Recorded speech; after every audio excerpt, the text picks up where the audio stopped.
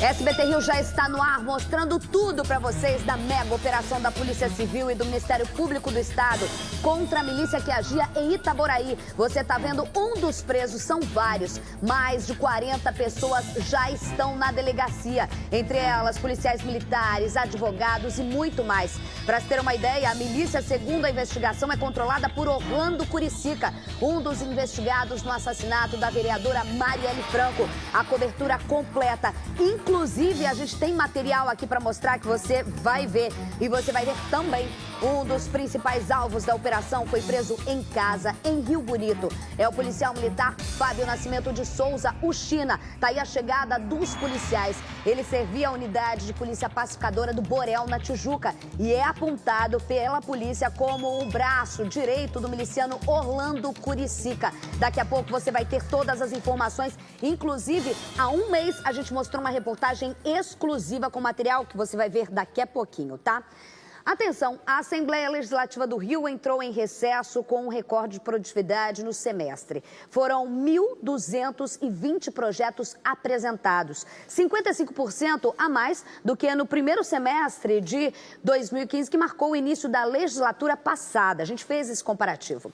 Desses projetos, cerca de 350 viraram leis, o que representa um aumento de quase 70% em relação ao mesmo período de 2015 também. Um outro aspecto importante para a gente como cidadão para saber, e é preciso ser destacado, é a devolução de 150 milhões de reais ao Estado para investimentos em segurança. Com esse dinheiro foram convocados mais de 3 mil policiais concursados e adquiridos veículos para as polícias e o Corpo de Bombeiros, tá? Para falar desse balanço, a gente convidou aqui também dos desafios, né, da Alerj para ajudar o Rio de Janeiro a seguir em frente, a dar pelo menos uma virada de mesa. Eu recebo aqui, muito obrigado, presidente da Alerj, André Siciliano, aqui com a gente presente, nessa entrevista também nesse SBT Rio com um comecinho especial. Editor-chefe aqui, ó, esse é o Humberto que a gente estava falando, o Humberto Nascimento, que eu sempre falo com ele aqui no ponto. A gente está percebendo... Boa tarde, presidente. Boa tarde, Isabel. Tudo bem? Tudo bem, graças Seja bem-vindo à nossa sala, Muito viu? obrigado. Boa tarde, Humberto. Boa tarde, Isabel. Eu já vou falar o seguinte, a gente percebe essa produtividade a mais já nesse comparativo que a gente fez para recebê-lo aqui, né? Você já estava e pegou o furacão na gestão passada, no legislativo do passado. O que aconteceu? Essa renovação é o que a gente prestou atenção, não só de você ter novos deputados, mas principalmente aprender com o passado? Na verdade, é a exigência do momento, né? O povo quer mudanças, nós renovamos mais de 50% o número de cadeiras na Assembleia Legislativa, de 70, Humberto. Temos hoje 36 novos parlamentares, isso também ajudou.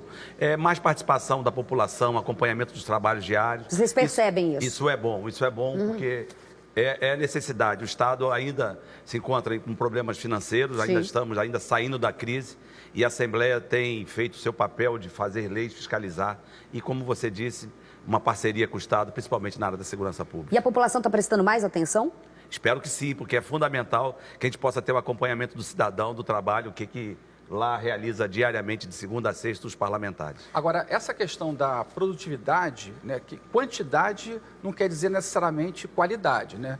É muito projeto, não quer dizer que é uma coisa também boa para a população. A gente observa muito projeto na área de segurança pública, quase que um por dia é apresentado.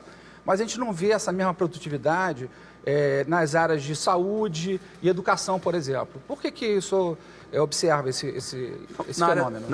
Na área da saúde e educação, nós temos, Humberto, projetos também. É porque, às vezes, da segurança dá mais visibilidade, né? E hoje nós temos na Assembleia também a bancada da bala.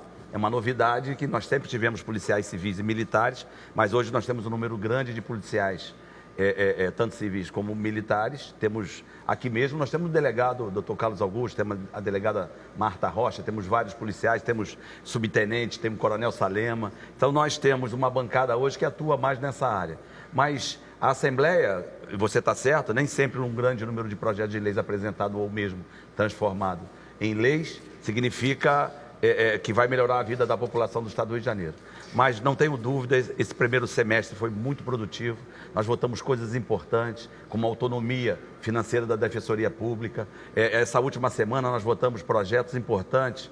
Por exemplo, nós no Brasil, Isabelle, temos o maior número de empresas em recuperação judicial do mundo. em percentuais. Então, precisamos ter uma lei, o Estado do Rio se ressente da falta de uma lei que possa parcelar os débitos dessas empresas com o Estado. E nós não tínhamos, então, deixamos de receber. Nós aprovamos essa semana um projeto importante que visa dar essa possibilidade do parcelamento para as empresas em recuperação judicial. Nós votamos essa semana também 2 projetos de leis importantes no dia de ontem, que dá um benefício para o setor da carne, porque a carne hoje estava pagando mais impostos do que nos outros estados, também na questão dos pescados. Então, a Assembleia tem feito um papel importante. Logicamente, tem projeto de resolução de medalhas de título cidadão, isso é comum, todas as legislaturas, mas não tenho dúvida, a Assembleia tem feito um trabalho bacana de transparência e quer ter a participação da população acompanhando os trabalhos. Falando em questão econômica, falando também dessa questão de também medidas polêmicas de se tomar, a gente já falar mais para frente, já vou emendar nessa pergunta em relação à economia. A gente assistiu aqui perplexo, ao vivo aqui no SBT Rio, em 2017, se eu não me engano, que teve a votação para colocar como garantia a SEDAI. A gente colocava funcionário desesperado, a população em si, mesmo assim, os deputados cederam e ela foi dada como garantia. O ano passado foi revertido por unanimidade e esse ano a gente viu essa semana mesmo a notícia de que você tem uma nova adequação. Você quer colocar não a SEDAI, mas sim os royalties em relação à dívida contraída pelo Estado. Explica para a gente melhor isso. Na verdade, naquele momento que nós votamos autorização para que o Estado pudesse dar em garantia as ações para empréstimo, 2.900 milhões de reais para botar em dia o salário do funcionalismo público. Naquele mesmo projeto de lei, nós autorizamos a venda da SEDAI. Isso foi imposto por conta de uma exigência do governo federal para que a gente pudesse desfazer, não só o Estado do Rio de Janeiro, mas todos os estados do Brasil que têm problema hoje financeiro, tem, por exigência da Lei 159, de fazer um ajuste duro e o governo federal, o Tesouro Nacional, o Ministério da Fazenda, está obrigando os estados a estatizar empresas públicas. Ora, Isabelle, naquele momento os salários de algumas categorias estavam 2, 3 meses atrasados. Sim. O policial estava recebendo um atrasado mais dentro do mês. Corríamos o risco de ter os policiais militares, por exemplo, fora das ruas dos quartéis. Sim. Então aquilo ali foi fundamental. A gente chegou a ter um dia desse que eles ameaçaram não ir para as ruas, né? Isso. Aquele projeto de lei, aquela autorização foi fundamental para que o Estado pudesse aderir ao programa de recuperação econômica e para que o Estado pudesse tomar o empréstimo e botar os salários em dias. A bem da verdade, o que aconteceu no ano passado foi que após as eleições, o governador eleito dizia que ele era contra a privatização. Logicamente, tem uma exigência do próprio plano de recuperação judicial. Por que agora eu apresentei um projeto de lei? Porque é um projeto de lei ainda, né? E nós vamos debatê-lo. Porque o Estado do Rio, nesses primeiros 6 meses do ano, ele arrecadou em royalties mais de 114% em relação ao ano anterior. O ano anterior, a arrecadação tinha sido da ordem de 5.100 milhões de reais. Nós já passamos dos 11 bilhões de reais a arrecadação nesses 6 primeiros meses. Então, ela vai, seguramente, esse ano, superar em muito a arrecadação do ano passado. Então, o que nós fizemos? Um projeto que vai autorizar o governo a antecipar royalties para pagar esse empréstimo. Agora, o Estado, o governador tem falado da possibilidade de fazer uma parceria com a iniciativa privada, uma PPP, que o Estado fica com a SEDAI para produzir a água e ele poderá vir a ceder, a fazer parceria, a vender a distribuição. É uma das saídas, mas na Assembleia Legislativa, por conta desse aumento da arrecadação, a gente acha que já é o suficiente para que a gente possa pagar esse empréstimo. E a discussão, logicamente, é o Executivo, nós vamos estar lá, como eu disse, fiscalizando, fazendo projeto de lei, mas pode ser uma saída para a troca de garantia essa questão dos royalties. Antes, Humberto, de fazer a pergunta, você que está acompanhando o SBT Rio aqui com o presidente da Alerj, a gente está falando sobre essas mudanças entre recesso à Alerj, mas daqui a pouco você vai ver, tá aí a imagem, mega operação da Polícia Civil para prender milicianos, inclusive tem advogados, policiais militares presos, a gente vai te atualizar tudo com um material que você só vai ver aqui no SBT Rio. Humberto Nascimento. Sem entrar no mérito de culpa ou inocência, mas a gente teve vários deputados estaduais presos, inclusive 2 ex-presidentes da Alerj, o Jorge Pisciani e o Paulo Melo. Esse fato, de alguma forma, mudou a forma como a Alerj hoje lida com dinheiro público, lida com transparência, lida com pressão de grupos empresariais? Na verdade, nós diariamente recebemos lá, por exemplo, a FEComércio, a Firjan. Isso é bom. Isso é bom porque são os representantes do comércio ou da indústria que vêm trazer as suas demandas e vêm acrescentar em projetos, por exemplo, que são mensagens do governo. Em relação à mudança ou não, eu estou como presidente, agora efetivo a partir de fevereiro de 2019, mas fiquei de julho de 2017 a janeiro de 2019 como assumiu uma cadeira interino, quente. Interino. Peguei um momento, peguei um furacão. Logicamente... Só para o pessoal saber de casa, então o presidente foi preso, que era o Jorge Pisciani, né? Então, logicamente, essa mudança, como eu falei no início, né, o momento exige mudanças. Nós estamos na Assembleia Legislativa já desde 2017 fazendo economias. Economizamos mais de 300 milhões em 2017. Economizamos 358 milhões em 2018 e esse ano, seguramente, Isabelle, vamos economizar mais de 400 milhões de reais. Mas a questão da transparência não precisa ser melhorada ainda mais? Porque a gente procura lá no portal de transparência, a gente consegue ver o nome da pessoa nomeada, o salário, mas muitas vezes a gente não sabe qual deputado indicou. Isso aí vai ser melhorado? Humberto, tem uma crítica que principalmente os jornalistas fazem, é que ele não consegue visualizar apartado separadamente o gabinete, o funcionário que está lá ligado ao gabinete, ao deputado A ou B. Mas quando você começa a nomeação, por exemplo, em fevereiro, ela é individualizada. Então você vai ver lá, o deputado André Ciliano nomeou o José, a Maria, o Antônio. Então você tem isso individualizado no Diário Oficial, você não tem por gabinete. Nós estamos fazendo uma parceria com a Câmara e com o Senado e nós vamos dar mais transparência, principalmente em relação aos gabinetes, aos gastos. Nós tomamos uma medida esse ano importante, que foi descentralizar o orçamento, porque agora o deputado é responsável pelo gasto do seu gabinete. Então ele vai ter que fazer prestação de conta online, ele vai ter mais a população acompanhando, saber se aquele deputado tem economizado ou não e aonde ele tem feito as suas despesas. Então, nós, a primeiro momento, a população não entende, Isabel, mas o deputado vai ter um recurso lá, tem um dinheiro no gabinete, não. Nós descentralizamos o orçamento, aquela coisa que antes era para alugar a máquina de xerox, o custo do automóvel, da gasolina e todos os custos indiretos do gabinete agora está individualizado e aí nós vamos poder comparar. O deputado A gastou X, o deputado B, C, então nós vamos ter individualizado. Então, em relação também à questão, uma inovação que nós estamos fazendo, fala do projeto de participação do cidadão, que eu acho muito interessante. Aqui. Como que a dona Maria pode participar e sugerir também projetos? Pode ser uma deputada, né, indiretamente. Nós estamos dando a possibilidade de ter projetos de iniciativa popular. Nós vamos receber via sistema de informação, o site da Assembleia, aquela ideia de um projeto, por exemplo, criar um programa do primeiro emprego, criar um programa para fazer atenção básica na saúde nas regiões. Então, o eleitor, o cidadão vai poder mostrar a ideia, dar entrada na ideia.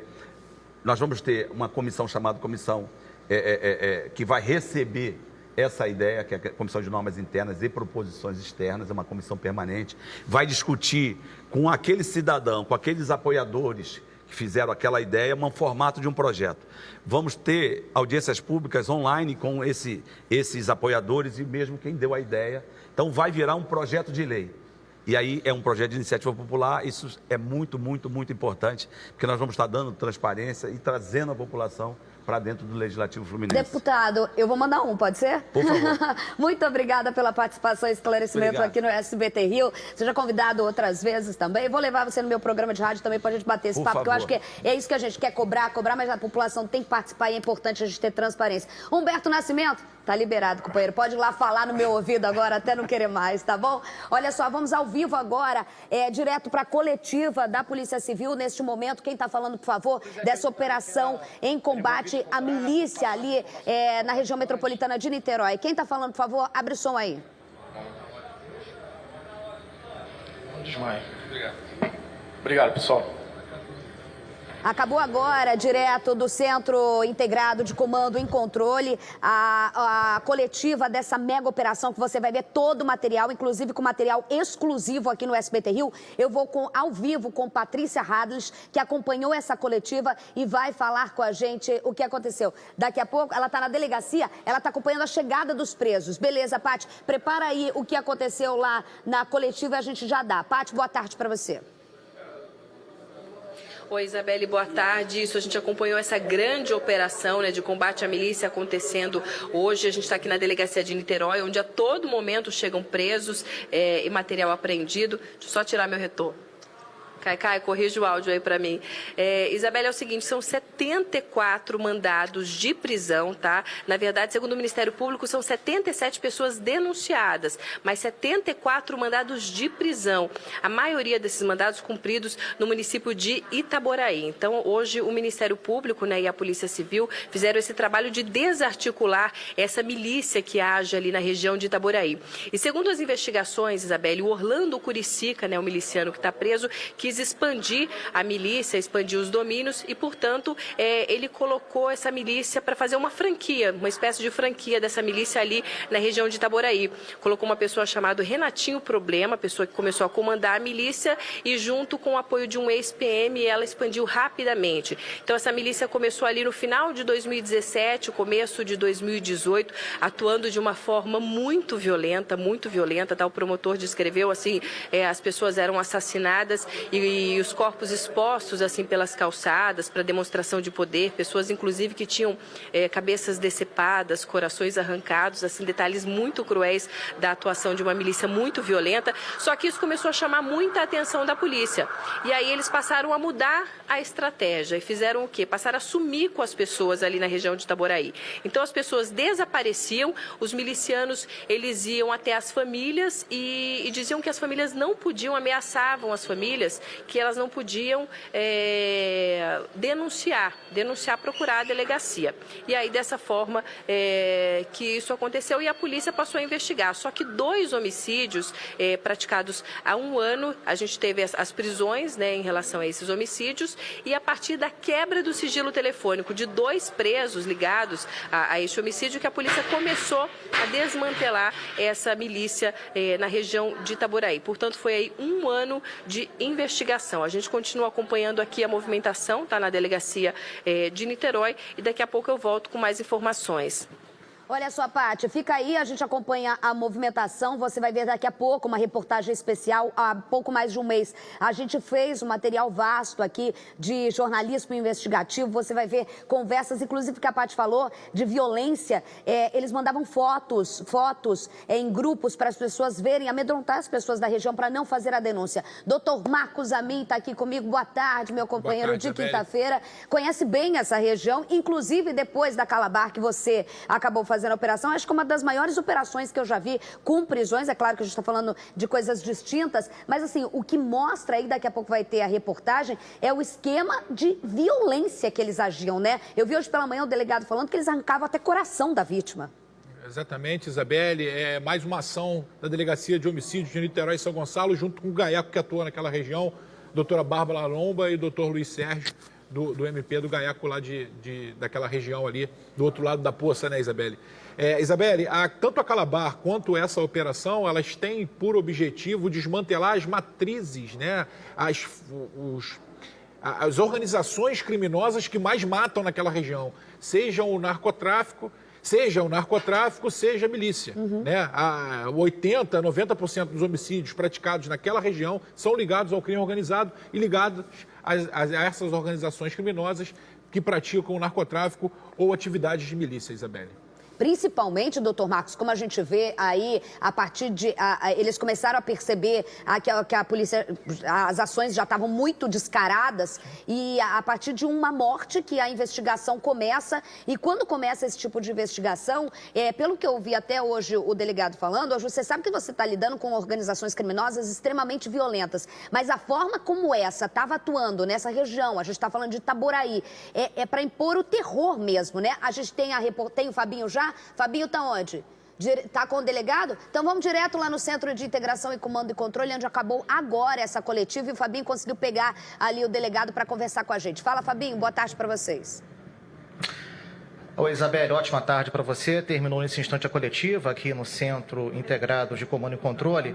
E o doutor Gabriel Poiava, delegado da Homicídios, foi o delegado praticamente titular desse processo, foi o tutor dessa investigação, foi quem participou efetivamente de todo esse processo desde o início, acompanhando passo a passo essa movimentação dos milicianos em Itaboraí. E durante a coletiva, o que chamou muito a atenção, doutor Gabriel Poiava, muito obrigado por nos atender, foi a presença de diversas mulheres no grupo de milicianos, né? Inclusive a mãe do Renatinho Problema, ela tinha uma participação muito efetiva. Ia lá, pegava dinheiro, 10 mil por mês ou por semana, não sei ao certo, o senhor me corrige por gentileza depois, e levava esse dinheiro para dentro da cadeia, para que o Renatinho tivesse acesso e, consequentemente, também há uma advogada envolvida, há outras mulheres também, a tia, uma mulher denominada como tia Rose, né? Também gerente desse processo, fazia a parte contábil dessa milícia lá em Itaboraí. E também o que me chamou a atenção, como numa segunda etapa, a presença realmente desses detentos que estavam de dentro da cadeia, operando, né, todo o sistema, toda a prática miliciana lá em Itaboraí. Obrigado por nos atender e fale a respeito da operação que obteve muito sucesso, pelo menos 42 presos até agora. Obrigado por nos atender, doutor Gabriel Poiava. Oi, boa tarde. Então, a investigação começou no ano passado, a gente conseguiu, já no meado do ano, fazer uma prisão em flagrante, que nos auxiliou muito no decorrer da identificação dos outros milicianos, porque através do aparelho celular a gente conseguiu diversas informações relevantes. Esse preso, um era policial militar, o outro não era, mas eles foram presos em flagrante por homicídio. E lá naquele começo da implementação da milícia, a função desses dois, por exemplo, era somente de eliminar moradores que pudessem, de alguma forma, interferir na ação da milícia. Então, eles matavam traficantes ou simpatizantes ao tráfico, até parentes de traficantes, eles matavam ou então expulsavam, torturavam. A gente tem 2 investigações que foram concluídas já com presos e denunciados que moradores, somente pelo fato de terem algum parente preso por tráfico, eles foram torturados brutalmente e depois expulsos de casa. Doutor, boa tarde. A Isabelle falando direto aqui do estúdio. Deixa eu te fazer uma pergunta. Para o pessoal de casa entender, essa organização seria um braço de uma organização muito maior que atua aqui no Rio de Janeiro? Isso, exatamente. O Orlando Curicica, a gente até tá utilizando a expressão de franquia, né? Como se o Orlando Curicica tivesse vendido uma franquia da milícia dele para o Natan, que seria, à época, um braço direito dele, e ele deu toda a estrutura. Ele forneceu armamento, forneceu alguns homens de confiança dele para auxiliarem o Renatinho Problema na implementação dessa milícia lá em Itaboraí. Até porque essa área, antes da milícia entrar, era dominada pelo tráfico de drogas. Então ele precisava de uma estrutura, seja por homens ou armamento, para conseguir entrar na região, né? Você já tinha falado, doutor, para um produtor, a gente já tinha conversado em off, e hoje eu vi pela manhã o senhor dando entrevista, tamanha violência, me chocou muito, eu peço até desculpa das pessoas em casa, mas que muita gente pode falar assim, expulsando o tráfico, isso, aquilo, mas é a barbárie. Entre eles um assassinato em que, para mostrar e para botar o medo, eles arrancaram o coração da vítima. É isso? Exatamente. Pelo que a gente observou, alguns dos presos milicianos também se assustavam com a violência de alguns dos milicianos. Então, eles mesmos relataram que temiam dentro da própria milícia alguns líderes por causa dessa agressividade, né, dessa brutalidade, principalmente dessa vítima, que mais à frente a gente pode informar, que a investigação ainda está em andamento, que ele foi mutilado, teve o coração arrancado. E a gente já tem até, assim, uma investigação bastante adiantada, como o doutor Rômulo falou na coletiva, através até de perícia num dos aparelhos celulares apreendidos com os milicianos. E são policiais militares, tem advogado também nessas prisões, né? Isso, a gente observou que existiam policiais militares, ex-policiais, esses advogados que de alguma maneira contribuíam com essa, cada um, porque a gente observou que dentro dessa organização criminosa existia uma divisão de tarefas bem descrita, bem delineada, né? Existiam gerentes, como eu falei, até uma das mulheres, que era a vulgo tia, ou tia Rose, ela era responsável pela contabilidade da milícia. E ela controlava firmemente a entrada e a saída de dinheiro. Então, assim, cada um tinha uma função dentro dessa organização criminosa. Por isso que a gente identificou policiais, identificamos esses 2 advogados que foram objeto dessa ação de hoje como integrantes dessa organização criminosa. Doutor Marcos Amin, porque nenhuma dessas milícias que o doutor está apontando, nenhuma dessas organizações consegue se perpetuar de uma forma sem imperar o medo e também sem ter dinheiro, né? São esses 2 pontos, né? Isabelle, sem ter dinheiro, né? Sem de onde tirar dinheiro, e não existe esse negócio de Robin Hood, né, Isabelle? Estão tirando traficante, estão matando traficante, estão fazendo a limpa na criminalidade. Não, estão só mudando a forma de criminalidade, mudando a máfia, né? Eles mudam, né? Eles não estão ali, não vão ficar sendo ali de graça, Robin Hood, né? Eles vão explorar outras atividades criminosas e muitas das vezes até, inclusive, a venda de tráfico, a venda de drogas, melhor dizendo, né? O tráfico de drogas, né? Então não há essa mística, né, de que a milícia isso é um absurdo.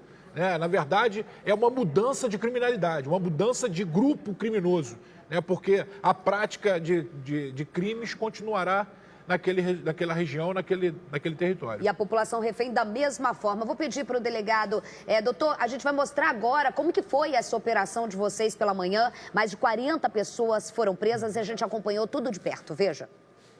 A concentração de madrugada foi na Delegacia de Homicídios de Niterói. De lá, policiais partiram com envelopes em mãos com nomes e endereços de alvos da operação. O principal deles foi o policial militar Fábio Nascimento de Souza, o China, preso em casa em Rio Bonito. Foi preciso pular o portão do condomínio para fechar o cerco. Só tem 2 segundos, não vou arrumar a porta. Já começou a contar teu tempo. Desce! Segundo as investigações, China, que servia a unidade de polícia pacificadora do Borel, na Tijuca, zona norte do Rio, é um dos líderes da milícia em Itaboraí.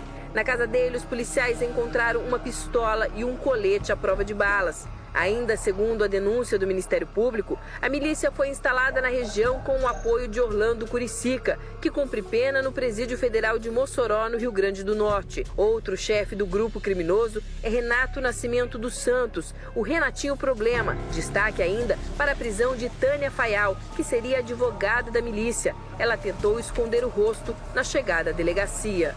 Outro alvo, o ex-PM Alexandre Lobac, conseguiu fugir do 4º andar deste prédio do centro de Itaboraí.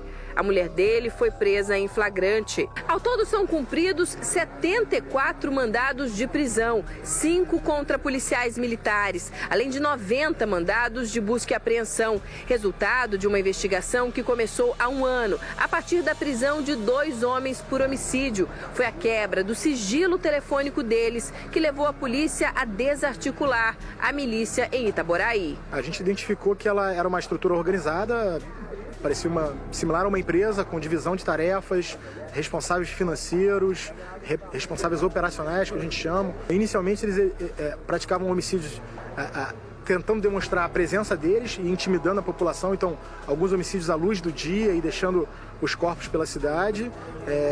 E posteriormente, até com o início das investigações, a gente conseguiu identificar que coincidiu com o início da investigação um alto índice de desaparecimento. A polícia acredita que tenha pelo menos 50 corpos ocultados pela milícia em cemitérios clandestinos. Eles mudaram, no meado do ano passado, a forma de agir.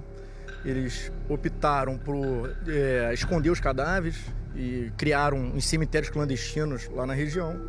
Então, o nosso trabalho agora é tentar cumprir o máximo de mandado de prisão hoje e de busca e também identificar esses cemitérios clandestinos. As extorsões eram praticadas contra moradores e até mesmo grandes empresas, incluindo o Comperj, e geravam um lucro de R$500 milhão por mês. O Comperj provavelmente foi algo que chamou a atenção do Orlando Curicica para implementar a milícia na região. Chamou a atenção dos investigadores a participação de mulheres no esquema. A elas cabiam tarefas como cobrança de moradores e lojistas. Pelo menos 10 foram alvo da operação.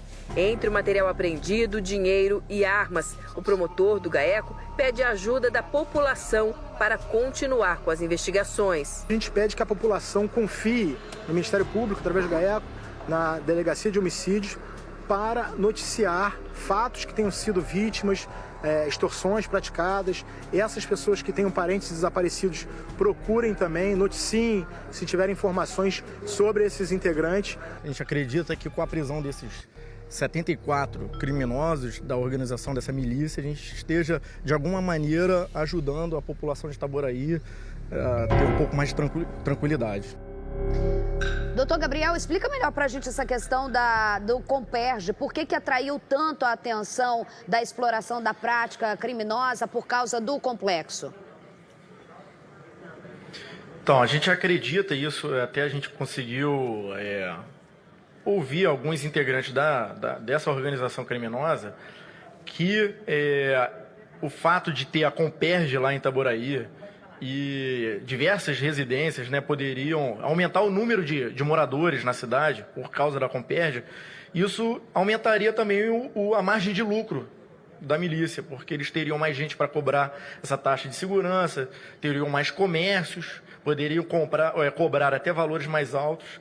Então, isso que foi identificado durante as investigações, que o fato de existir a Comperj ali atraiu, né, chamou a atenção do Orlando Curicica, porque ele viu uma oportunidade ali de conseguir um faturamento maior do que em outra região. Até porque o tráfico ali já não estava tão forte, porque já teria havido uma ação da polícia, tanto civil quanto da polícia militar, nessa área de Visconde, que tinha diminuído a incidência de tráfico de drogas, então ele viu uma janela de oportunidade ali para tomar aquele território. Cara, olha só, quando a gente fala aqui, doutor Marcos Amin, em relação a você ter uma organização criminosa, o crime organizado, melhor falando, você começa a ver diante dessa investigação o porquê que a gente fala o crime organizado. O cara, assim como alguém que vai montar uma padaria, pensa, pô, vai morar mais gente lá, vai ter uma atividade econômica, vou montar para vender pão. O cara vai e também faz o estudo de mercado.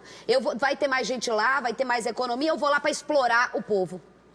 Isabelle, em apertada síntese, né, a diferença, por exemplo, de uma associação criminosa, que é um grupo de pessoas, né, 3 pessoas ou mais, que se reúnem para praticar crimes, e de uma organização criminosa, é exatamente a estrutura, a hierarquia que existe dentro dessa organização e a divisão de tarefas. Cada grupo tem determinada tarefa para desempenhar, né? Uns são matadores, outros são cobradores, né? Outros são olheiros, outro é o chefe da quadrilha. Então há uma estrutura, uma hierarquia e uma divisão de tarefas. Isabel, é exatamente assim que funciona o narcotráfico, só que no tráfico tem um crime específico, que é a associação para fins de tráfico, o artigo 35 da Lei de Drogas.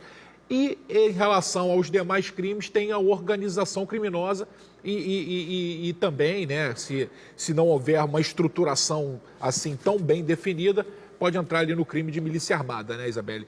O que ocorre ali em Itaboraí, Isabelle, e é uma investigação também conduzida pelo doutor Gabriel Poiava, desde a época que eu era ali da Delegacia de Homicídios, é uma atuação muito grande de policiais e de grupos de extermínio, né? A diferenciação desse trabalho do doutor Gabriel Poiava atual para os outros que ele vinha desempenhando é justamente essa ação coordenada, essa franquia de uma quadrilha, né, de milícia privada, de paramilitares aqui do Rio de Janeiro, que estava atuando até a deflagração dessa operação lá no município de Itaboraí. Já vou voltar com o doutor Gabriel, mas a Patrícia Hadley está me chamando. Pátio Hadley acompanhando a chegada dos presos na Delegacia de Homicídios de Niterói. Fala, Pátio.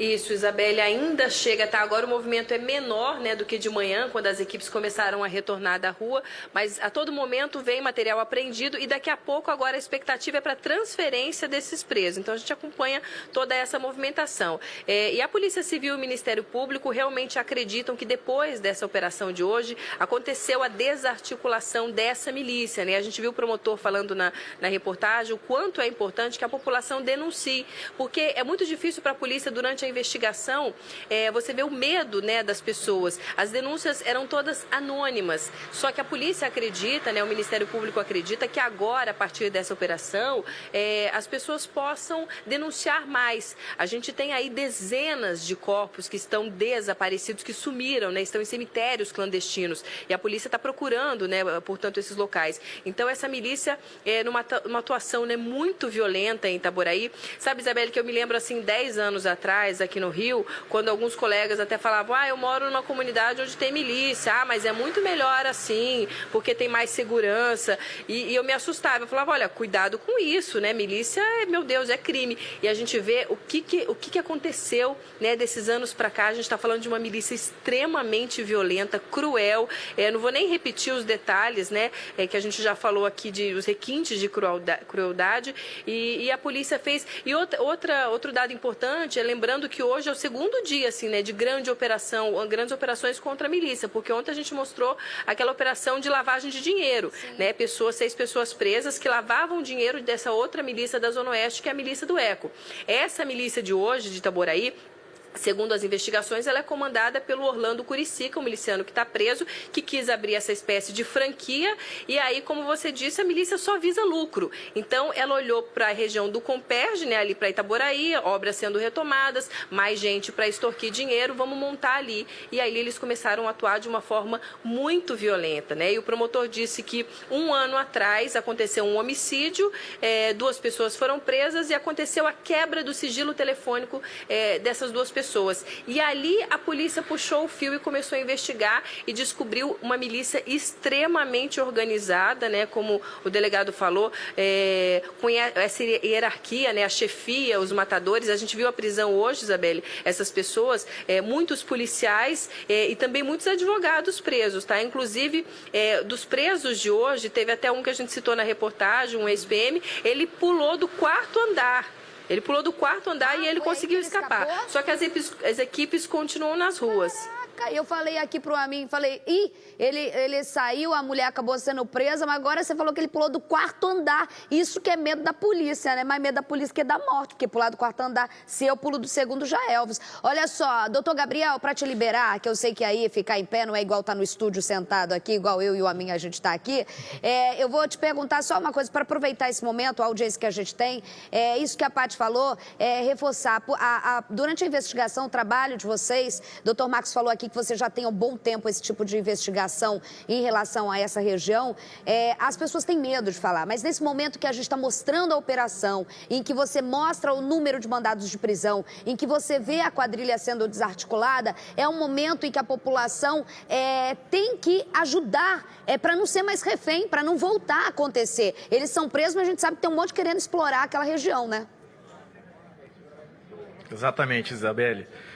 A gente acredita, então, até o nome da operação é Salvator, de salvação, né? Então a gente acredita que com essa ação da Polícia Civil, junto com o GAECO, com a Polícia Militar, a Corregedoria da Polícia Militar, a gente consiga dar um pouco de tranquilidade para aquela população lá de Itaboraí que vinha sofrendo com a ação desses milicianos, seja por ação violenta ou então até por questão financeira, né? Porque existia essa cobrança, a gente observou que muitos comerciantes fecharam o comércio lá porque não aguentaram essas cobranças semanais da milícia, né? Tá certo, então, doutor. A gente espera que agora com essa ação da Polícia Civil, a colaboração da sociedade que antigamente sentia, né, o medo lá dessa ação da milícia, que agora eles tenham mais coragem de nos procurar, até para a gente conseguir localizar diversos corpos que estão desaparecidos aí nesse momento, né? Não dá nem para ter uma ideia, doutor, antes de eu te liberar, não dá nem para ter uma ideia de quantas pessoas estão desaparecidas, tamanho medo que as pessoas tinham de relatar, né? Exatamente, a gente tem uma estimativa, mas eu estou até chutando por baixo, que acredito que tenha muito mais. Meu pai, olha, eu acabei de ver você falando, acabei de ver, sabe qual a imagem, doutor? Acabei de ver uma espada samurai passando, achei que fosse um fuzil do policial, era uma espada, tu viu? Não, tu tava aí no WhatsApp, Não, aí. Tava aqui no WhatsApp, porque a minha mãe tá falando que eu tô com a manga enrugada, a Zane saiu, tá, telespectador? Tá todo torto, ele tá reclamando acabou o carinho aqui, né? Porque a Zane que cuidava de mim aqui no estúdio. Doutor aí Gabriel... a Zane se aposentou. Doutor Gabriel, você vê o que eu sofro aqui. Obrigada, viu, doutor, pelas informações. Ficar em pé, ao contrário do doutor Marcos, está sentado aqui, com o celular na mão, né? Vocês aí em pé, depois de estar acordado. Que hora que deve ter acordado, você, 3h30 da manhã, com certeza. Se dormiu, né, doutor Marcos? Dormiu, nem dormi. Nem dormi. Deixar aqui meu abraço aí pro doutor Marcos Amin aí, um grande amigo aí. Faz falta lá na DH. Tamo junto, irmão. Tá Parabéns certo. aí, cara. Valeu, Fabinho. Qualquer coisa eu volto com o Fabinho, mas pode liberar o doutor Gabriel aí, que tá em pé e precisa continuar trabalhando lá. Paty Hadley está me chamando direto da Delegacia de Homicídios de Niterói, onde a todo momento chegam presos. Fala, Paty. Isso, Isabelle, e daqui a pouco esses presos vão ser transferidos, viu? A informação que a gente recebeu agora é que eles vão daqui para o IML, né, aqui em Niterói mesmo, e depois para o BEP de Niterói para ser feita uma triagem ali dos presos. Como você disse, teve mesmo uma espada apreendida, tá? A todo momento esse material chegava e a gente também se espantou. Teve também um fuzil, parece que é uma réplica, mas também teve esse fuzil. E uma quantidade muito grande, né, de presos. O promotor também destacou a presença de muitas mulheres na milícia e a posição delas ali, elas extorquiam moradores também, faziam essas cobranças, claro que sempre junto com soldados, né, da milícia para fazer esse trabalho. Então, assim, é um trabalho muito importante da polícia, Isabelle, e 1 ano de investigação. Por que eu destaco isso? Porque não é fácil você juntar essa quantidade de provas para prender essa quantidade de pessoas, né, mandados de prisão preventiva.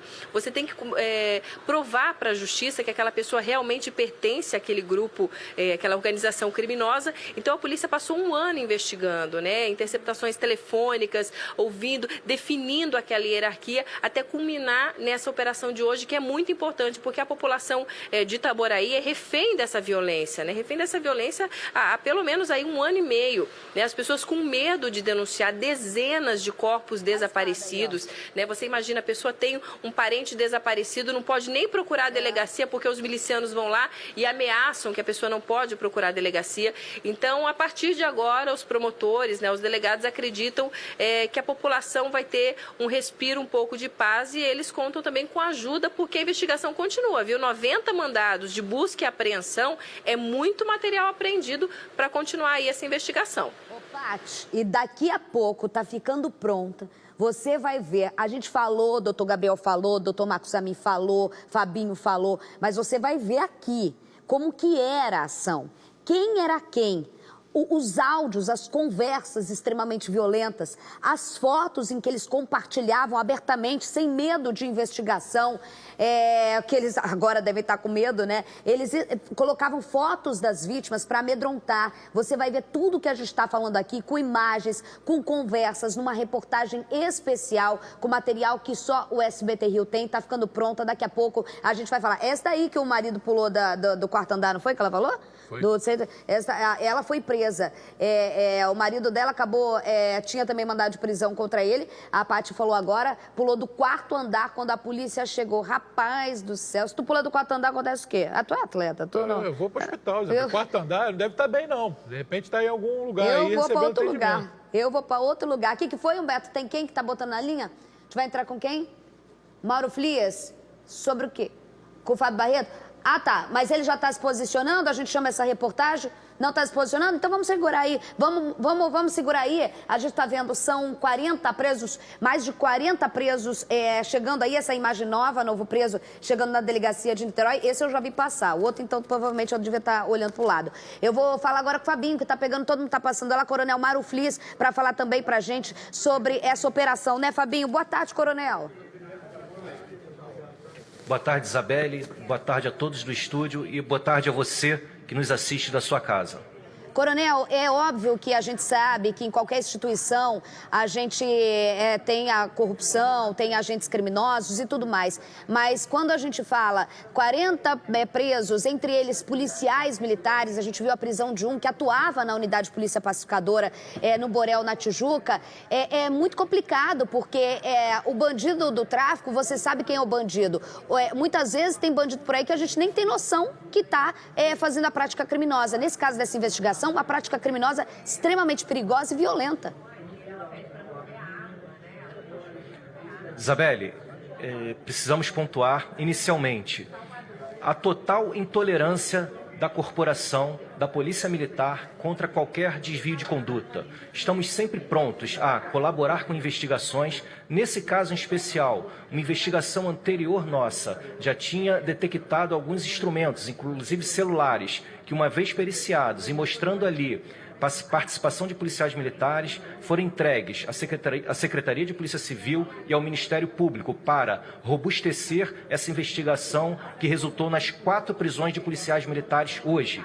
Desses 4, Isabelle, 2 já estavam presos anteriormente por ações internas nossas, que, mais uma vez reforço, não compactuamos com desvios de conduta. E 2 policiais militares, outros que estão no serviço ativo, e um deles esse que você citou.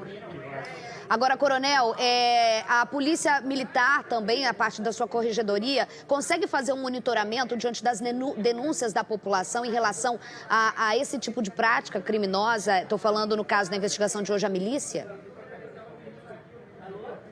Há um esforço muito grande da corporação, inclusive no início desse comando, o secretário Figueiredo, ele reforçou a nossa corregedoria, ele instituiu também um núcleo dentro da corregedoria com foco nas milícias e temos um canal aberto com a população para receber denúncias, inclusive anônimas, através de nosso site. É muito importante a participação da população para colaborar com as nossas investigações que acontecem de uma maneira contínua. E esse é um exemplo, inclusive o número de policiais que dessa investigação que já estavam presos por crimes cometidos anteriormente demonstra o quanto a corregedoria vem se esforçando para limpar a nossa corporação, para valorizar os homens de bem que entregam diariamente, inclusive a sua vida, em defesa da sociedade. Sabe por quê, coronel? Eu vou continuar nesse assunto em relação, porque assim, a gente vê, foi preso, PM reformado, ex-PM, mas quando você tem alguém que atua diretamente, que dentro da escala do trabalho, bota uma farda da Polícia Militar, vai para uma unidade de polícia pacificadora, no Borel, na Tijuca, seja onde for, e pelo outro lado está cometendo esse tipo de crime que o delegado explicou aqui pra gente, extremamente de forma violenta, e sendo ele um dos principais presos entre 70 mandados de prisão, a gente fica muito assustado. Não que a gente não saiba que isso acontece, mas quando é alguém que está na ativa, que está honrando a farda, que está colocando a farda, assim como eu estou conversando com o senhor, botando a farda para trabalhar, para levar em prol da população, é 2 vezes criminoso, né, coronel?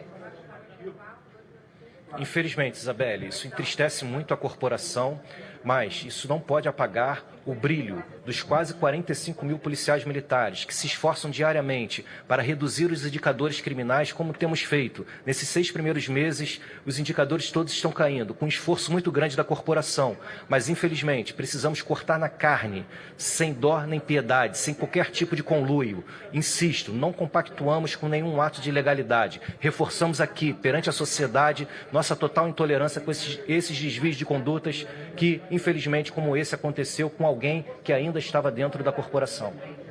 Olha só, doutor Marcos Amin, isso fala da própria carne, cortar na própria carne, a importância das corregedorias das instituições de segurança, né? Isabelle, eu gostaria que todos os órgãos correcionais de todas as instituições fossem como os da Polícia Militar e da Polícia Civil.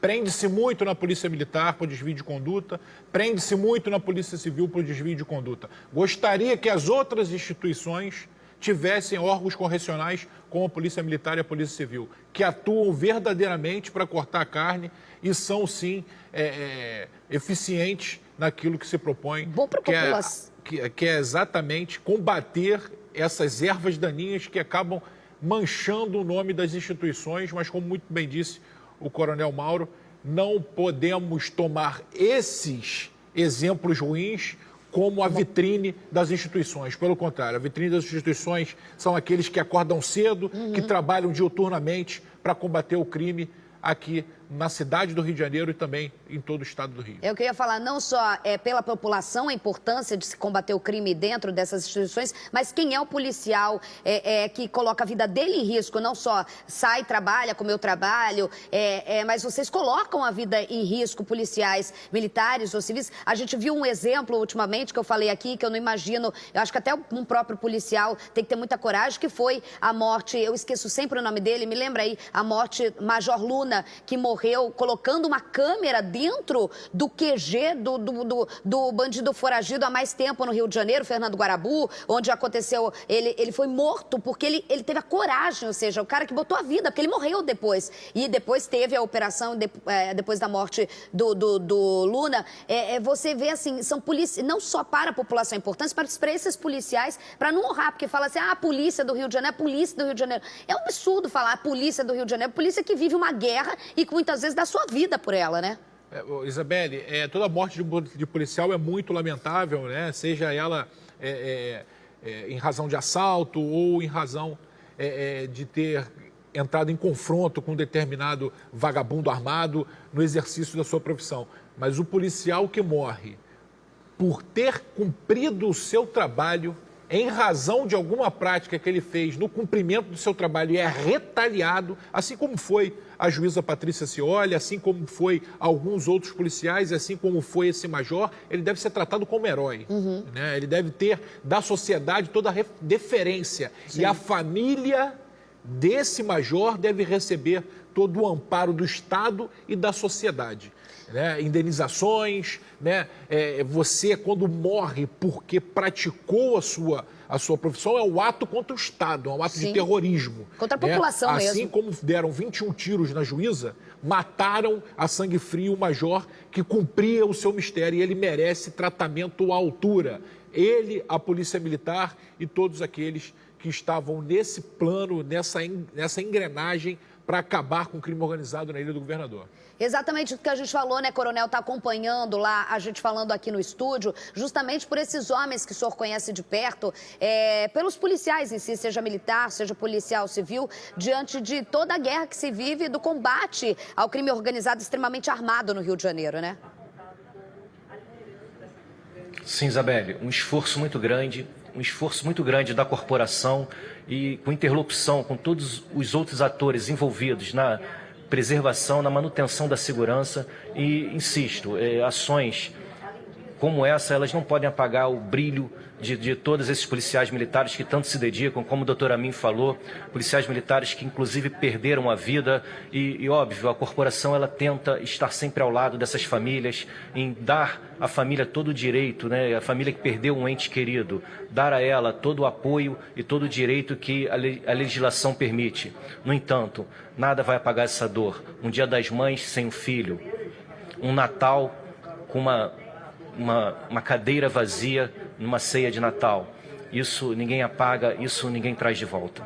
Coronel, muito obrigada pela sua participação ao vivo. Fabinho Barreto pegando. Fabinho, qualquer autoridade que passar aí, a gente está acompanhando. Aconteceu agora a coletiva no Centro Integrado de Comando e Controle. Pela primeira vez consegui falar certo. CICC, a gente vai acompanhando ali, qualquer informação ele volta ao vivo lá. Obrigada, Coronel. Volto com Patrícia, que acompanha a movimentação na DH de Niterói. Pati. Isso, Isabelle. Daqui a pouco deve acontecer a transferência dos presos, né? Por enquanto, todos foram trazidos aqui para a DH de Niterói. A gente tem entre os presos, né, policiais e advogados. Então, daqui a pouco, esse pessoal sai daqui, passa no IML, né, para fazer o corpo de delito e depois segue para o BEP, onde deve ser feita uma triagem, né? A gente está falando dessa grande operação de combate à milícia na região de Itaboraí, que foi cumprir 74 mandados de prisão, né? O promotor esclareceu que, na verdade, 77 pessoas foram denunciadas, mas 74 tinham um mandado de prisão. E aí a gente falou sobre esses presos, né, líderes da organização criminosa, né, comandada por Orlando Curicica, né, que está preso no Presídio Federal, e falou também sobre esse preso, esse ex-PM que pulou o quarto andar e conseguiu fugir. Então a polícia continua, algumas equipes estão na rua, a gente está falando de 300 policiais civis, 40 policiais militares, né, porque a Corregedoria da PM também participa dessa operação hoje, né? Uma operação do Ministério Público, mas também em parceria com a Polícia Civil, mas tem, claro, a Corregedoria da PM por conta do envolvimento de militares, né? Inclusive o China, né, que é apontado como líder ali dessa franquia criminosa na região de Itaboraí. Então, uma milícia muito violenta, né? A gente vem falando aqui desde o início do jornal. Hoje, né, os promotores e os delegados colocaram isso, né, a forma dessa milícia agir. Eles expulsaram os traficantes, né, ali no final de 2017, início de 2018, e aí eles passaram a assassinar as pessoas e exibir os corpos nas ruas, né? Essa era era forma de agir para demonstrar medo, para mostrar, olha, é a gente que está no poder agora.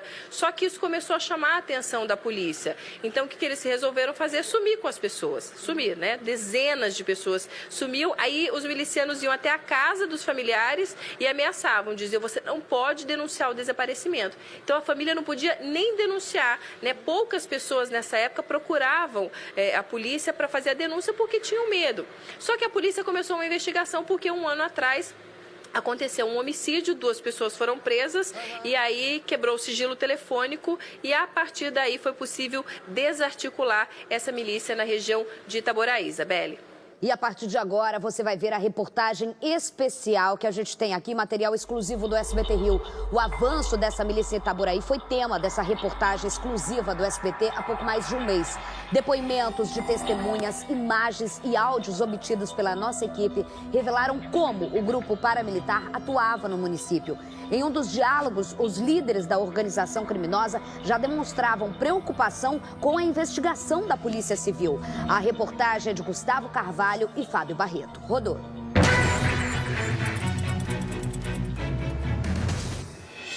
Fábio Nascimento de Souza. O Fabinho China tinha razão. Não posso. Entendeu? É minha carreira, eu tenho uma carreira na polícia. Já tá atrás de você. Esse áudio do miliciano faz parte do inquérito que o jornalismo do SBT teve acesso com exclusividade. O criminoso já sabia, já esperava que o pior, para ele, aconteceria. Fabinho China foi um dos presos da mega operação estruturada e realizada nesta quinta-feira pela Delegacia de Homicídios. A investigação que resultou na ação de hoje foi o resultado de um trabalho de monitoramento e rastreamento de todas as movimentações e práticas realizadas pela milícia de Itaboraí. Numa série de reportagens mostrada no mês passado, o SBT antecipou como o grupo paramilitar vinha ganhando espaço na região. O medo, o terror, era a forma de imposição para o exercício das atividades criminosas. O depoimento de uma vítima da milícia é o relato trágico de uma chacina em Itaboraí. Ele revela como o grupo matou 10 pessoas no início do ano. Gente, socorro! Mataram meu filho! Vem aqui, pelo amor de Deus! Socorro! A viatura deles chegaram, aí desceram 4 deles, foram até o trailer, pegaram os meninos lá, deitaram no chão, já foram bicando todo mundo e falando que ia matar todo mundo. Esse depoimento ajudou a polícia com resultados que levaram na execução da operação para prender os responsáveis. Foi um depoimento consistente e contundente. E a menina do trailer foi e falou, que isso? Não precisa de violência. Eles pegaram pelo cabelo dela, deram um tapa na cara, largaram ela lá e com outro e vieram, agarraram um que estava deitado no chão, levaram para o meio da rua, deram um tiro de fuzil na cabeça. Mataram 4 no trailer e nisso pegaram a menina do trailer, a menina trabalhadora, ela era líder comunitária lá e tudo. Levaram ela pro 04 no carro e mataram ela também. Fizeram uma chacina.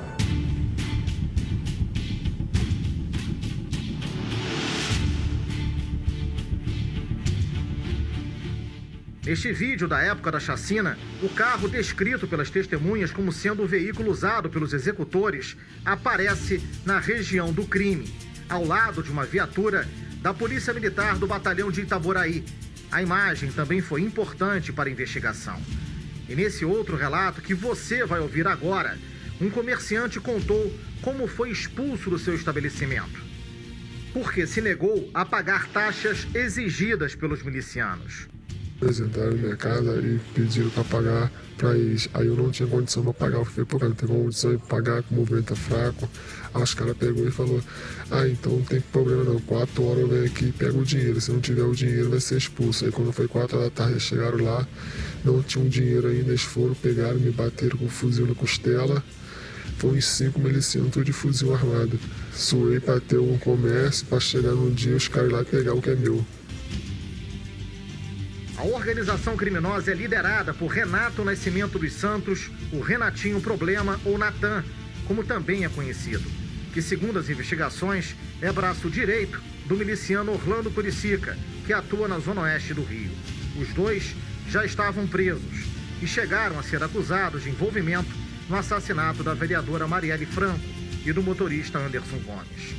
O jornalismo do SBT Rio também teve acesso a áudios e troca de mensagens dos criminosos pelas redes sociais. A quadrilha que está sendo presa nesta quinta-feira aterrorizou Itaboraí, confessando as mais diversas barbáries. É igual agora, tô 2 dias tomando conta daqueles 2 malandros lá. Tô amarrado naquele mesmo setor lá, entendeu? E até agora o China não dá atenção pra ver se vai matar, sumir com eles, ou dar um pau e soltar essa. Neste outro diálogo, supostos integrantes do grupo conversam sobre ameaças de invasão e armas. Você vai fazer alguma coisa na covardia com você, com o negão, hein? Então traz esse fuzil pra cá, mano. E vai tomar toda, hein? Traz esse fuzil pra cá, deixa aqui com a gente, cara. Vai ficar comigo aqui. Vou ser sincero com você. Natan falou pra não deixar com ninguém. Eu tô falando pra você, pô. Natan falou, pô. Falou assim, não deixa com ninguém. O pai dele falou assim, ó, vai ficar contigo. Não vai levar pra lá nem nada. Valeu. O armamento todinho. Mandou eu guardar as pistolas todinha dele. Nesta troca de mensagens, as pessoas investigadas conversam sobre as taxas impostas a mototaxistas. O dinheiro do final de semana que segue para o Brás não vai mais seguir. A moto, vocês pagam, normal. Dinheiro do tráfico vai seguir para nós aqui. 20 cada moto, turno de manhã e tudo à noite. Na mensagem seguinte, um suposto mototaxista questiona o homem que teria determinado a cobrança. E o homem avisa. Pode avisar aí a todos os mototáxis que se não pagarem, o destino de todos será esse. Toda a investigação começou a partir de alguns homicídios que chegaram a acontecer em Itaboraí. Em cada caso, a polícia foi encontrando ligações, conexões com as atividades paramilitares. E os números de mortes no município tiveram um avanço mostrado nas estatísticas, 27%. Depois disso, quando perceberam que estavam sendo investigados e descobertos, os milicianos, ao invés de frearem, aceleraram, só que de uma outra forma, matando e desaparecendo. Tanto que em 2017, 81 pessoas desapareceram na região. E no ano seguinte, pior, 146 desaparecidos. Foi aí que os investigadores tiveram a certeza que estavam diante de um novo grupo paramilitar. Nesse áudio, que também faz parte do inquérito, suspeitos falam de um cemitério clandestino. Tá ligado, meus amigos? Tava falando ontem mesmo com um cachorrão, eu estava falando com o China sobre aqueles 17 corpos lá enterrados na beira do rio lá. Semana passada, a Civil teve lá, entendeu? E mais na frente tem mais 7 corpos enterrados. A Civil vai acabar achando esses corpos lá, vai dar cadeia pra geral. Essas imagens feitas pela Polícia Civil mostram uma área rural dominada pelos milicianos. Seria aqui que o grupo criminoso estaria escondendo os corpos de suas vítimas. Essa localidade é conhecida como Visconde Itaboraí. É uma região de vegetação fechada, de difícil acesso pela geografia e irregular. Uma área, pelo conhecimento dos investigadores, apropriada para desaparecer com aqueles que não concordaram em pagar as taxas clandestinas impostas a pavor e a sangue. A cidade de Itaboraí tem cerca de 240 mil habitantes. A 50 quilômetros do Rio, vivia a euforia do investimento de 15 bilhões de reais nas obras do Comperj, do complexo petroquímico, e a expectativa da criação de mais de 200 mil empregos, diretos e indiretos. Mas quase 11 anos depois, o Eldorado do petróleo se transformou num município fantasma, assombrado pela organização criminosa que tomou o poder, que faz parte da quadrilha que mais avança no estado do Rio, a milícia. 20:01, a Polícia Civil prende 3 suspeitos de pertencer a uma quadrilha que assalta casas na Baixada Fluminense e depois fica extorquindo e ameaçando as vítimas de morte. Veja a reportagem de Caio Alex. Esse foi o momento da chegada da viatura da 56DP de Comendador Soares com os 3 presos, Matheus Antônio da Silva e os irmãos Taiwan e Taiwane Souza Fernandes. Eles são acusados de pertencer a uma quadrilha especializada em roubo a residências e de praticarem extorsões na Baixada Fluminense. Uma vítima fez registro na delegacia narrando a ação da quadrilha. Momento de terror, total terror, entendeu? Eu não desejo isso pra ninguém, pra família nenhuma. O assalto na casa da vítima aconteceu no último dia 27 de junho. 5 homens armados e encapuzados entraram no imóvel e chegaram a deixar o rapaz em cárcere privado. Eles conseguiram roubar vários objetos valiosos, joias, e deram um prejuízo na ordem de R$50 mil. Dei os cordão, pulseira, relógio pra eles pra tranquilizar, mas logo 3 dias depois me ligaram ameaçando minha família. Os bandidos fizeram várias ligações para a vítima, exigindo o pagamento de R$30 mil para que eles devolvessem os bens roubados do imóvel. Se não tiver o dinheiro, a gente vai matar tua família, a gente sabe quem é tua mãe, quem é teu pai e tal. E levaram tentando botar terror em mim de qualquer forma.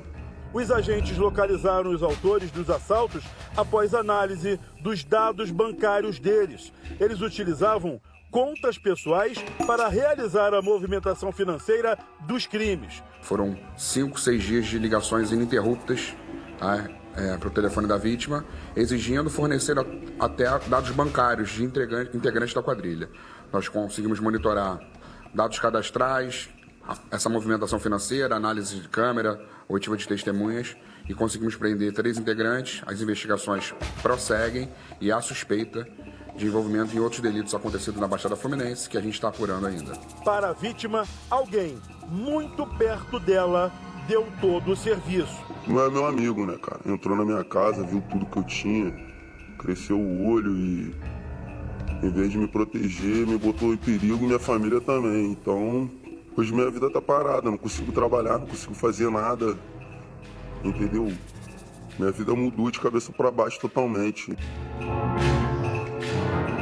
Um braço aí ao delegado, doutor, mostrando pra gente a investigação. Doutor Marcos, a gente tá falando de 2 crimes, né? Não só assaltar, invadir a casa das pessoas, como acabar depois extorquindo a cara de pau de cometer e ainda continuar em cima do crime. Achando que ia ser impune, né? Exatamente, Isabelle, isso que eu ia falar. É a sensação, a certeza da impunidade, né, Isabelle? Só que deram azar. Vou dar um recado aí pro pessoal que costuma cometer crimes em Comendador Soares. Muda de lugar, muda de profissão, meu amigo. Porque o André Luiz, doutor André Luiz, é 3º lugar geral de prisões no estado.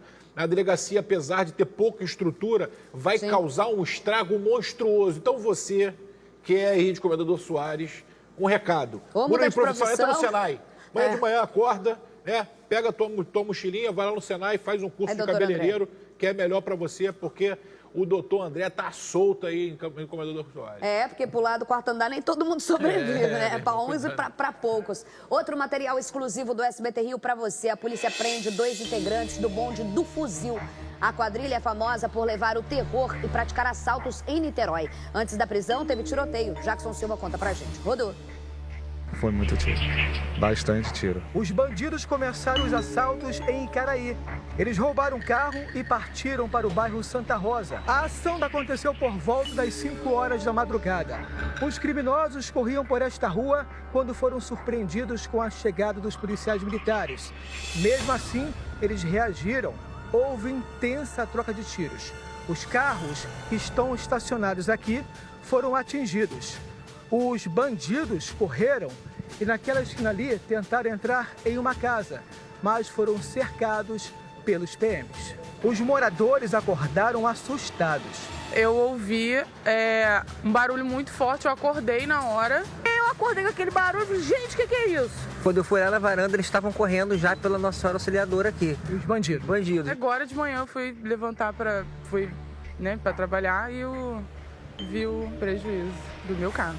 Este vídeo mostra os policiais entrando em uma casa, onde os criminosos se esconderam. 4 bandidos foram presos. Com eles, os policiais apreenderam armas e recuperaram uma bicicleta que também foi roubada. Entre os bandidos estão 2 que fazem parte do bonde do fuzil. A quadrilha é responsável por uma série de assaltos em ruas e bares da zona sul de Niterói. Carlos Magno Silva Júnior é apontado como chefe do bando.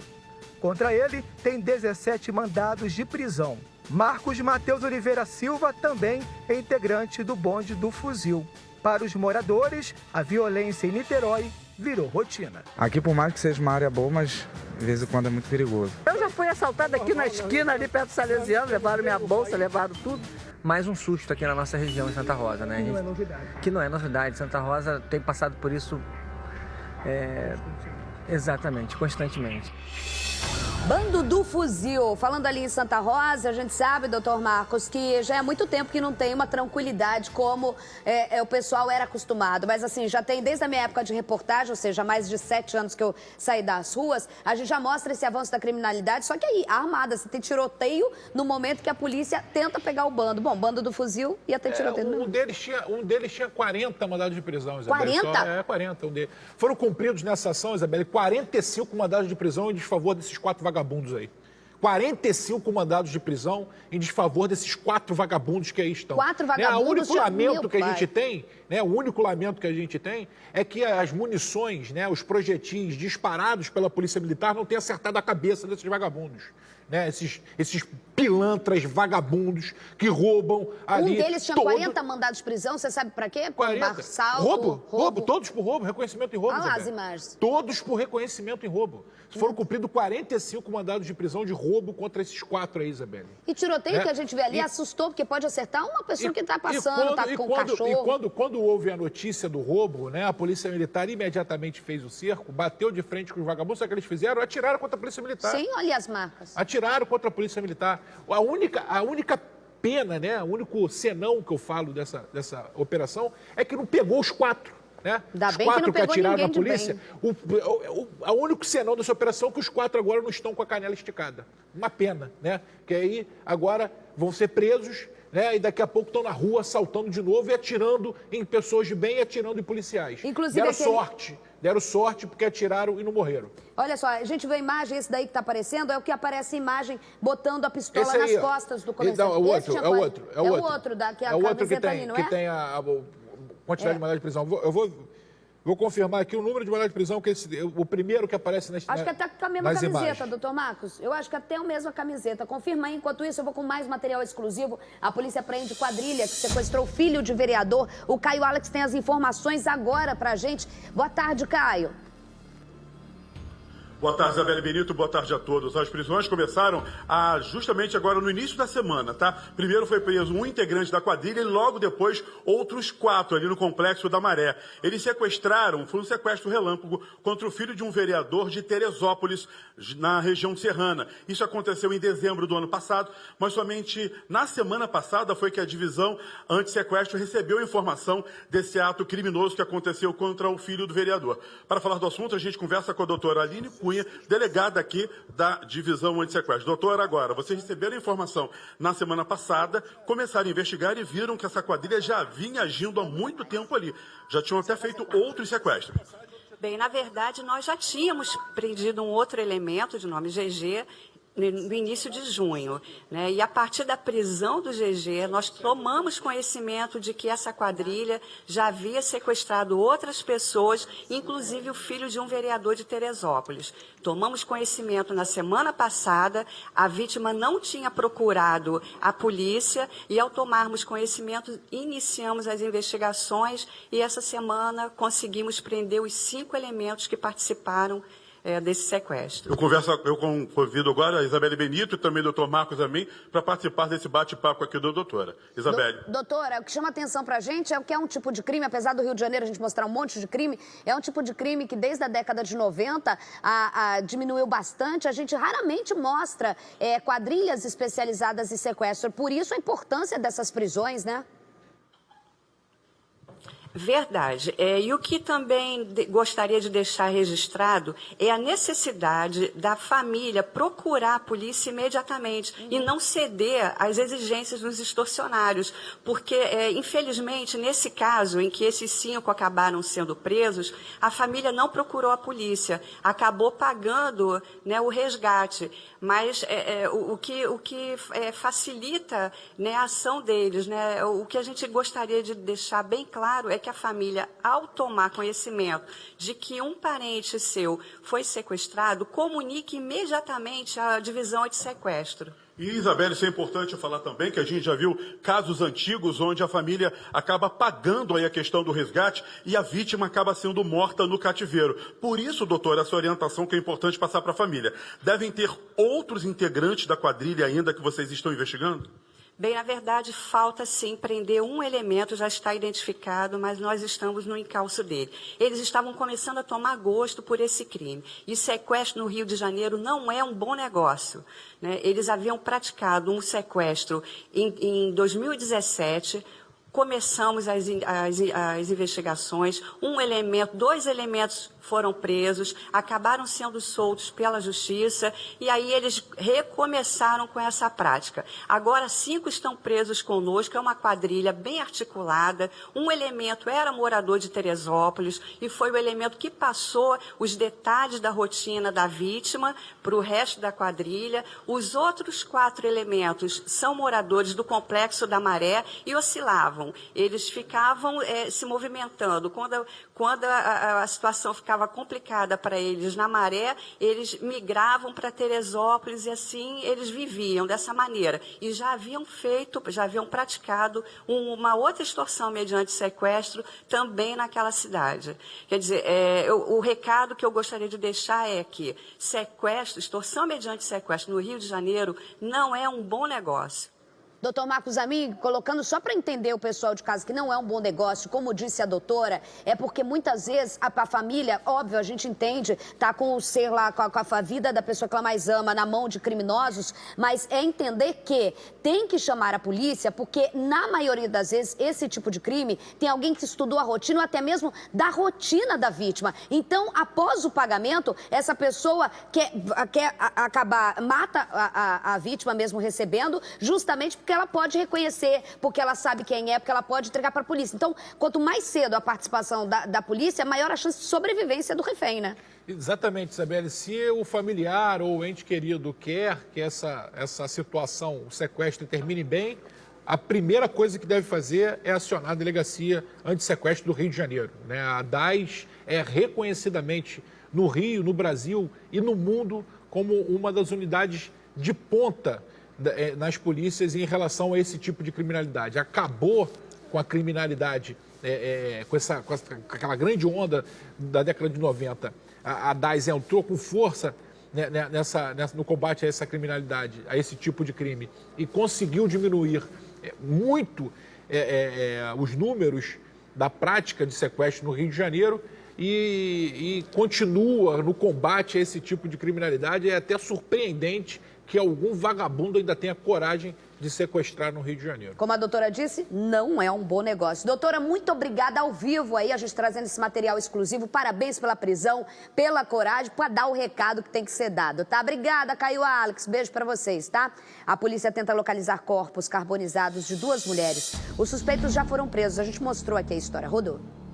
Nesta quarta-feira, peritos recolheram fragmentos de corpos carbonizados que podem ser das vítimas. A área fica próxima a esta casa, onde Márcia Valéria Muniz da Silva Coutinho, de 56 anos, e a companheira dela, Cíntia Maria da Silva Rodrigues, de 40 anos, foram mantidas em cativeiro na semana passada em Santa Cruz, na zona oeste do Rio. Segundo a polícia, o crime foi planejado por José Clevison dos Santos, que é ex-companheiro da filha de Márcia. O criminoso queria se reaproximar da ex-mulher e chegou a dopar a ex-sogra para que ela enviasse mensagens para a família. O Clevison, ele estava presente no cativeiro e ele pegou o celular da Márcia e começou a conversar com a filha dela durante toda a madrugada de segunda-feira, se passando pela Márcia. Em tese, seria a Márcia conversando com a filha. No último fim de semana, a filha desconfiou do comportamento do ex-companheiro e decidiu denunciá-lo à polícia. Além de Cleveson, também foram presos Luciano de Oliveira e Juliana Clemente de Souza, que ficaram com as reféns no cativeiro. Agora, a polícia aguarda o resultado de exames de DNA para confirmar se os corpos encontrados eram os das vítimas. Em depoimento, Luciana e Juliano confessaram participação no esquema e revelaram que receberiam R$300 de Cleveson para cometer o crime. Caso ele é macabro, né? Tamanha a maldade e o que ele faz para arquitetar todo o plano dele. Uma empreitada bem trabalhada, inteligente até, né? E que assusta qualquer um, até mesmo pessoas que trabalham com homicídio. Doutora Ellen, essa história ontem você assistiu, doutor Marcos Otávio? Eu sei que tá aí em meio a... Não. É muito trash. Pra quem não viu, o cara namorava a menina, a mãe não queria porque ele era violento que ela continuasse o relacionamento. Ele sequestrou a mãe, armou uma armadilha pra mãe e pra companheira dela. Acabou levando durante dias, 2, 3 dias. Ele torturou a mãe, esse indivíduo aí, com a ajuda de mais 2 comparsas. Ele torturou a mãe da menina e sogra e a companheira dela. Aí pegou o celular e ficava falando com a filha, como se fosse a mãe, volta pro fulano, procura o fulano e tudo mais. E na casa ao lado, onde ele estava dopando a mãe e a companheira dela, depois ele dava choques, torturava a senhora e ainda botou fogo nos corpos. Ontem a doutora Ellen falou que era tanta violência ali que é até difícil a identificação. É um absurdo, Nossa, Isabelle. gente. É uma quantidade de crime que esse cara cometeu, né? Tortura, homicídio, ocultação Tudo, de cadáver. sequestro, cárcere privado. Exatamente, né? Sequestro, cárcere privado. Isabelle, um tipo de indivíduo como esse, né, que comete esse tipo de atrocidade contra pessoas que ele diz amar, né, é exatamente o retrato do que se tem de pior na relação homem e mulher, né, Isabelle? E a doutora falou que se ele continuasse, a Carla, ela também ia ser morta por ele, a ex-namorada, com certeza. Isabelle, não tenha dúvida. Se o cara faz isso com a mãe, com a sogra, né, imagina o que ele não fazia com essa mulher. Que era o poder de posse dele, né? A gente já viu isso. E o que possivelmente ele faria se houvesse o retorno desse relacionamento, né, Isabelle? Infelizmente, em pleno século XXI, a gente presenciando história dessa, atrocidades né? como essa aí, bárbaras. Né? Não só uma pessoa, você fazer uma barbaridade dessa já é surreal. Você contar com dois cúmplices que estavam presentes na tortura, segundo a doutora, que estavam presentes na hora da morte. Detalhe que ontem a gente não deu aqui, que depois o Caio acabou me falando que ele falou pra Carla, pra namorada dele, olha, ela começou a desconfiar, aí ela falou, tá estranho, minha mãe não escreve desse jeito no celular. Aí ele falou, eu vou dar uma saidinha, foi quando ela buscou ajuda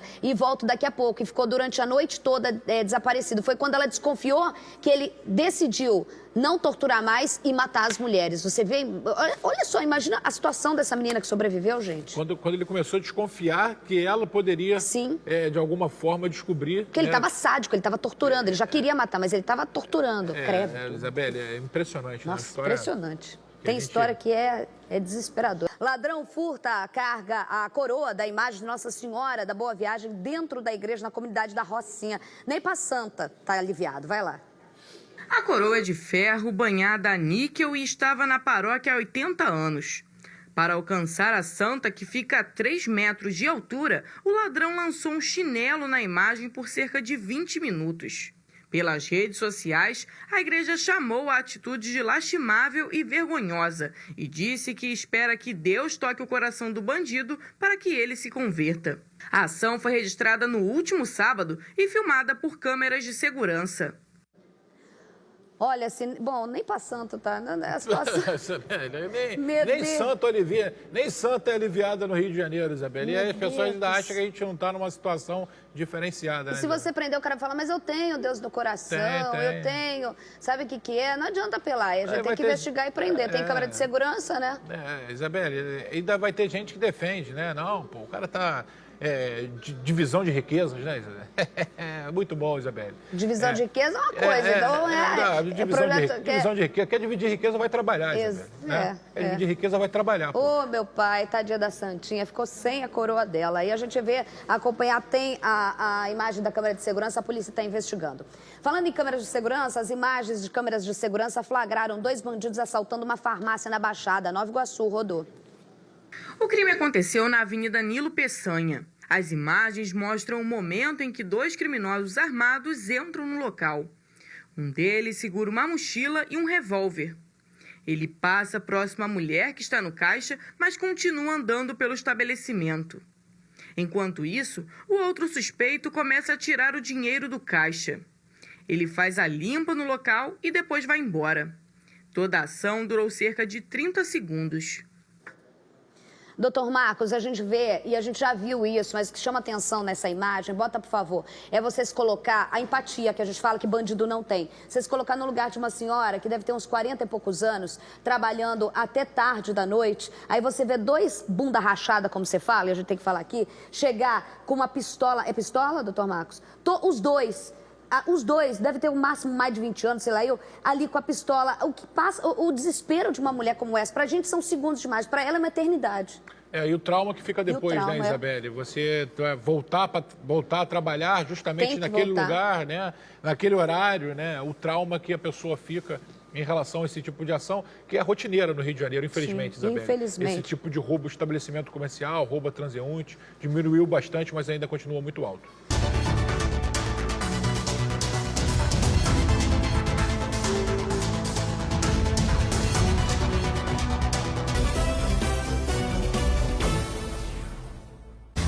Tamo de volta, tamo junto. Beijo pra quem, doutor Marcos? A mim? Um beijo especial vai para um casal, né? O guarda municipal de Niterói, Rodrigo Melo e a Aline Montes. Descobriram hoje que a gestação da Aline também, do Rodrigo, né? Porque o casal que fica grávido é de uma menina, Júlia Fernanda. Isabelle, parabéns ao casal, que venha com muita saúde. Que venha com saúde, então, a Julinha aí. Casal, assistem a gente, né? Tá Júlia Fernanda. Júlia Fernanda, linda, parabéns, saúde, tá?